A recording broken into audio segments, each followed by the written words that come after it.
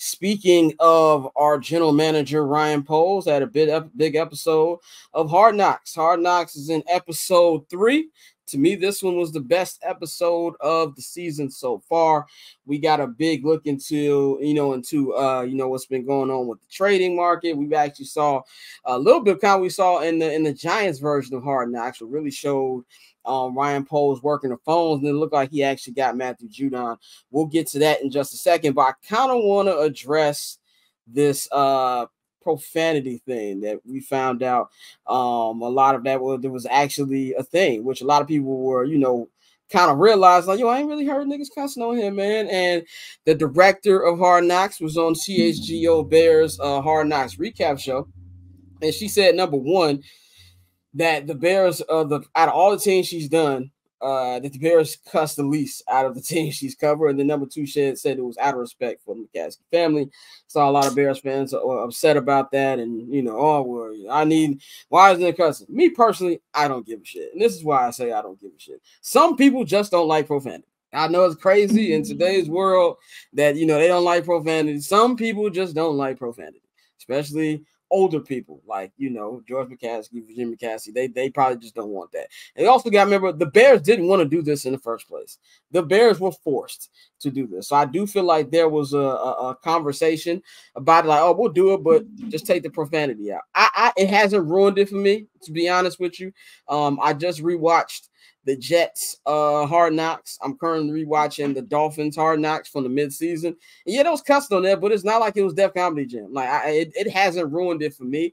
I think some of the complaints that I also saw was not enough football stuff. And I think my guess to you is, I don't know how many people have actually watched Hard Knocks in the last decade, since social media has been a big thing and a lot of teams started doing their own behind the scenes content. This is pretty much what Hard Knocks is right now, where, you get the behind the scenes stuff. You get like a more of a, personal biography with some of the players that you don't know that well. And then, and then you got the games, which is what you've shown. The NFL added a clause where they can't show cuts anymore.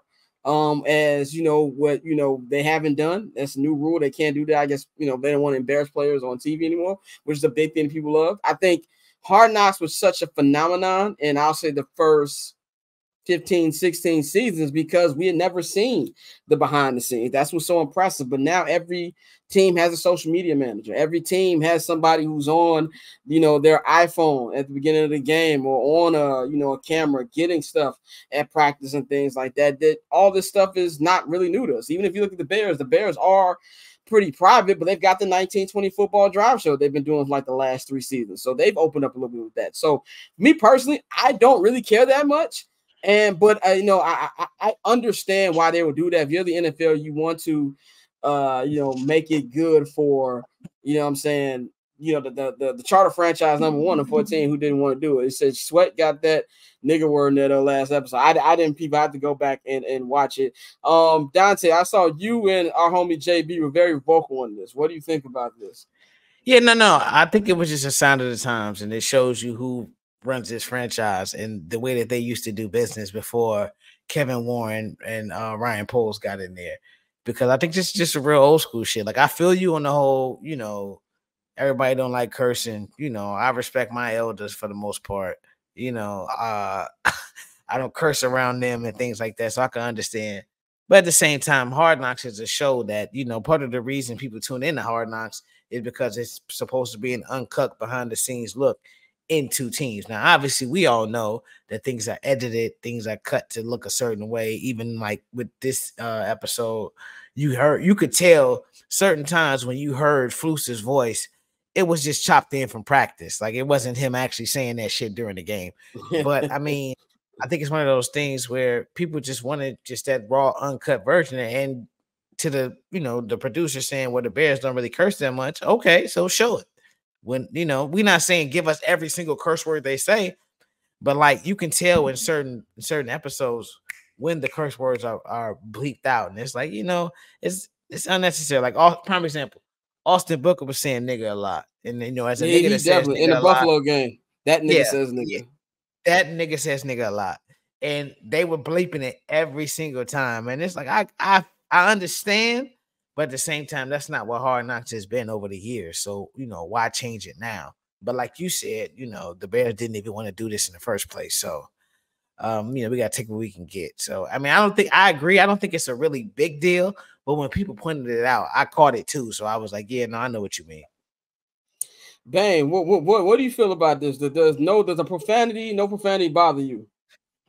Nah, I don't. Man, I ain't really listening to them trash talk and be like, you know, bitch nigga hoe. Like I'm not. I'm really looking at the play and some of the storylines and all of that. I ain't worried about the cussing. Now did it need to be taken away? I don't think it needed to be taken away, but no, this has been a great season. Whether this was the Bears, Cowboys, the Lions, Tigers, goddamn Jaguars, this has been a great season nonetheless. So I don't really give a damn if they're bleeping cursing. Yeah. Oh, my bad. I thought you got cut off. Okay, go. But yeah, so yeah, I just don't care. Like, and as a nigga who cusses a lot, it just don't bother me like that. But last week we weren't able to recap episode 2. We weren't going live. So what's my favorite moment? Like, anybody got like a favorite moment from these first 3 episodes? Dante, I'm gonna go to you first. Well, you have like a favorite moment from any of these first 3 episodes? Honestly, my favorite moment is probably, it has nothing to do with football, but it was pretty dope when a few moments. I just like funny shit. But like when Caleb was hype about Lil Wayne, you know, knowing his name, that was dope. that was really dope. Like that was really dope. And also, I've been laughing for the past 2 days. When that nigga Tyson Bagent walked off on Lil Durk, G. That shit was a motherfucker. Like he had no interest in that breakdown. He was not trying to hear none of that shit. And when they started dapping up Lil Durk, all you saw was Tyson hair flowing in the wind as he was walking out the direct. Caleb dapped him up. Austin Reed was thirsty to dap him up. Tyson like, man, Austin Reed couldn't wait, bro. Yeah, Austin couldn't wait. That nigga Tyson walked off so fast, bro. I've been laughing at that for the last 2 days, but like that's really been my favorite moments. Other than that, you know, like this team is, you know, I told my homies this when like throughout the first couple episodes, it's like, you know, Caleb is kind of boring. Like Caleb strikes me as a true football nerd. Like all the diva shit is out the window. I don't think he's a diva at all. Like he's just he loves football. Like when y'all be talking about he don't get fits off. I think Caleb legit like wake up and like, all right, I got a game today and throw a t-shirt on and go to the fucking game. Like he don't care, bro. Like he really doesn't care. And I respect that. So I think for the most part, people talking about they getting tired of, you know, DJ and Keenan's family and shit. Like, I mean, this is a really boring basic team. So I think that can play in our favor because I think a lot of these guys are just focused on winning football games. And that's in the city like Chicago. That's all we really want. Like that's what we want you to do. So I think my highlights have been those 2 moments, and just seeing Caleb embrace the fact that, you know, he's here to make history. Like you saw it with the interview with Big Cat. You know, he understands why he's here. He understands what's happened here and what hasn't happened here. And so he's like, you know, it's okay. You could say it. Like, you know, it's kind of like when a pitcher got a no-hitter and don't nobody want to talk about it. He's like, nah, bro, say that shit. Like, we've never had a quarterback over 4,000 yards. We've never had a true franchise quarterback, and he's here to be all of that. So, you know, the fact that he has embraced all of that, I really appreciate that. Yeah, for me, man, I think that was funny. But as somebody who was an avid watcher of Hard Knocks since season 1, I think the things that I love the most are the inside meetings. You can see how it kind of is in the quarterback room, and I think we got a good insight into Ryan Poles and the way he moves and things like that. Seeing the DJ contract come together was dope. But my favorite, the rookie singing, has always been a funny part on any Hard Knocks. But you know, Caleb not knowing the words to ordinary people, Rome just being all in it, singing Kiss Kiss from Chris Brown, which is hilarious when you know that nigga was 3 when that song came out. And then, you know, Austin Reed had the moment of the series. That boy went crazy. He sung that joint word for word, which I don't know how, you know, Generation Z digest music. I'm guessing that the song got a revival from that little TikTok kind of Revival. We remember when this song came out. It was a massive song when it came out, but it's got even a more of a kind of a second run here. So that was dope to see. But I have to say my favorite moment, which brought chills, like The Rock. You know what The Rock do when he come out? He points to the chill. The thing that gave me chills was when they brought my man Ray Clay back, and they did the Chicago Bulls entrance. Oh yeah. That was cold, and to have it, just really hyping up, like the way he's walking through Hallis Hall, and you got it was just cold, bro. That was probably my favorite moment. And this is something that I've enjoyed. I feel like I would enjoy it a lot more if I wasn't part of the media, because when me watching now, it's just like, oh, I wonder what they cut out. You know what I'm saying? As I said on, I forgot what I said this on. I think I thought I was gonna get a big talking scene when I told Rome about the tornadoes, but obviously they didn't put that on there. But it's just that those probably been the most fun moments to me. Bang, what has been your favorite moment or moments of these first 3 episodes of My favorite moment is the Matthew Judon conversation. You really got in depth into how this team was trying to improve, and they agreed to a trade, and it came down to contractual things, and they decided not to go through with the trade.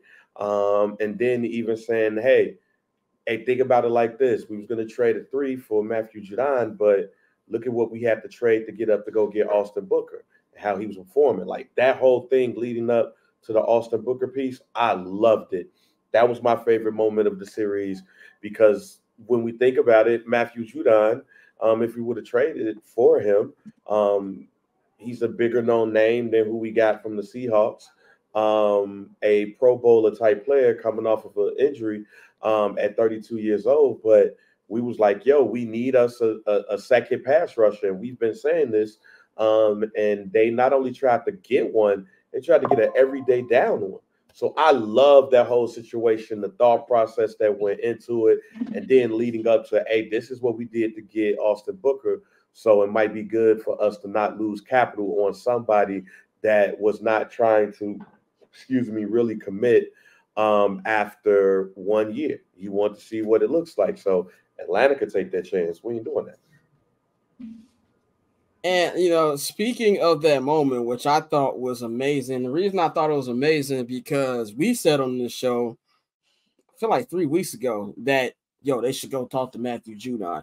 And it also showed us the real of that situation, because we were getting a lot of mixed signals from what exactly happened. You had some people say that, oh, well, Poles wasn't trying to give up what the Falcons were but the Patriots were asking for. You had somebody else say, oh, well, the Falcons gave Judon a choice of whether it's going to be Atlanta or Chicago, and he chose Atlanta. And that wasn't the facts at all. The facts was the Bears and the Patriots agreed to a trade to send Matthew Judon. And you even see with the scene where he talked to King. I forgot my man's first name. He's part of player development, and he's like, he said, "Do you think we're gonna get it done?" And Pole's like, "Yeah, I think we're gonna get this done."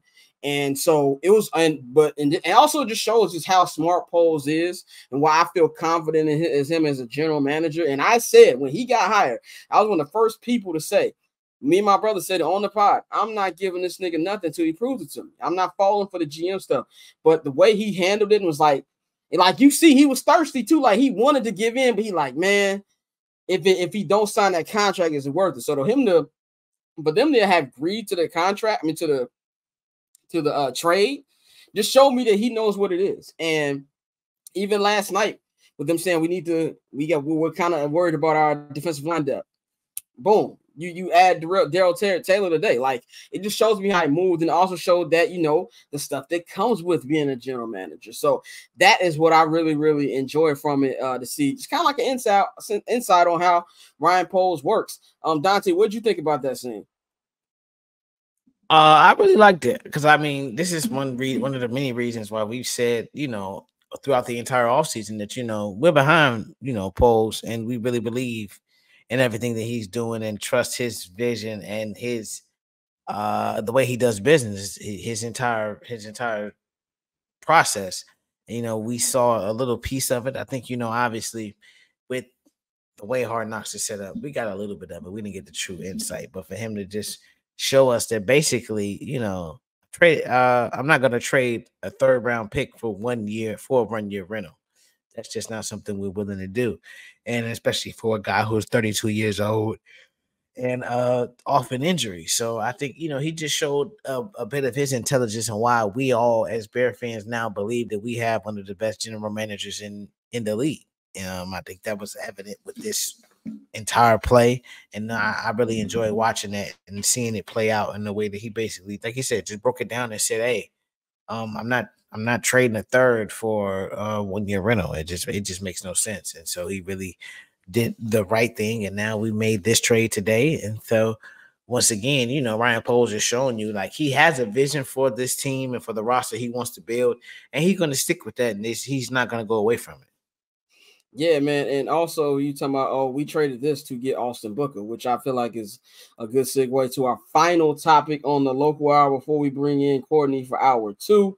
And that is Austin Booker's growth, man. This is a guy who was a project when he was drafted. I mean, he only played DN last year when he was with Kansas. So there's a lot of people wondering how's he going to be. You know, he's kind of wet behind the ears.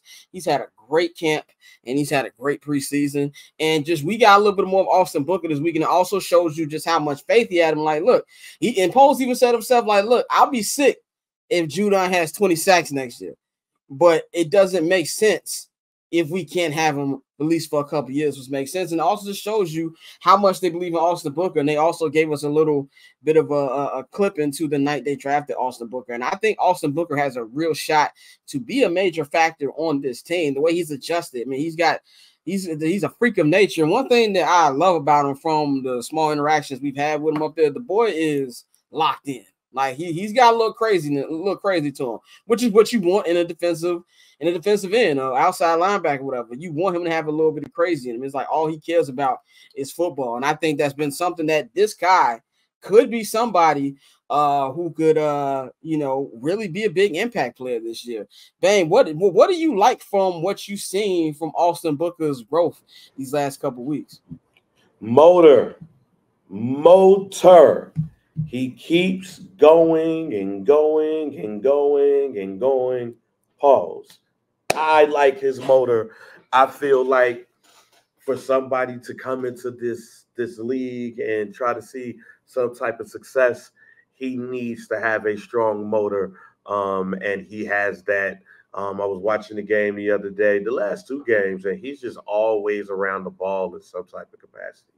So I love that about him. He seems to have some good technique. And again, when you have a defensive coordinator who is a defensive line coach, one of the best defensive line coaches in the NFL, you can, I don't want to say you expect to see growth, but you are more optimistic. And the Bears traded up to get this man. So they had some type of idea about what they were getting. So to see that he's been seeing some success, to be placed in a pool of defensive linemen who's going to be on that other side opposite Montez Sweat, and to see the success that he's having is, to me, it might be only a matter of time that we see this man, with a couple of years with double-digit sacks. That's how much faith I have in this. Because also the Bears seem to do well at mid-round picks and defensive linemen too. So I expect to see some good growth for him in the next couple of years. I think they got a steal. Dante, what you think about Austin Booker?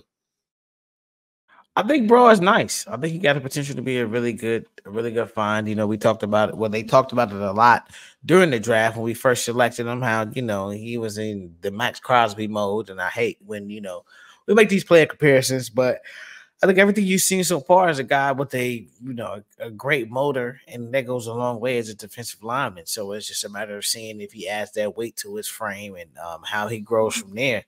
But I think also playing in this defense with Montez Sweat and with whoever else we add on from there, I think it's only going to make him even better. So I think right now he is looking like a steal. It's still way too early. I made the mistake of hyping up Bears draft picks, and they turned out to be trash. So I'm a hold off, but I think right now it does. Like I said, it appears to be a steal. It's a great pick at somebody that, if he does pan out to be who we think he can be,